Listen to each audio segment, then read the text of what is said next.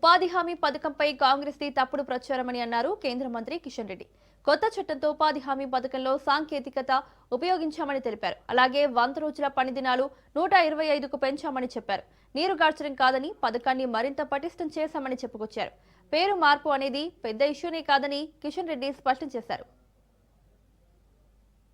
పథకం మార్పులు తీసుకొచ్చి దేశ అభివృద్ధికి పేద ప్రజలకు మేలు చేరేటువంటి కార్యక్రమం చేపట్టడం జరిగింది. అందులో భాగంగానే గత పార్లమెంటు శీతాకాల సమావేశాలలో ఈ బిల్లును ప్రవేశపెట్టడం జరిగింది. ఈ మార్పులతో పాటు ఈ పథకంలో టెక్నాలజీ ఉపయోగించిన జవాబుదారీతనాన్ని ఈ పథకంలో తీసుకొచ్చాం. గ్రామీణ పేద ప్రజల సాధికారతకు పెద్దపీట వేస్తా ఉన్నాం. గ్రామీణ పేద ప్రజలకు సంబంధించి కూలీలకు పని దినాలు పెంచే ప్రయత్నం చేస్తా ఉన్నాం. ఏదైతే ప్రజల ద్వారా ఎన్నుకున్నటువంటి గ్రామ పంచాయతీల నేతృత్వంలో గ్రామ సభలు నిర్వహించి ఆ సభలకు ఈ యొక్క ఉపాధి హామీ పథకం అమలు చేసేటువంటి కార్యక్రమంలో కూడా వాళ్ళకి అధికారాలు కూడా ఈ చట్టంలో తీసుకురావడం జరిగింది. ఉపాధి కూలీలకు గతంలో సంవత్సరానికి 100 రోజులు పని దినాలు కల్పించాలనేటువంటి మరి చట్టం ఉండేది.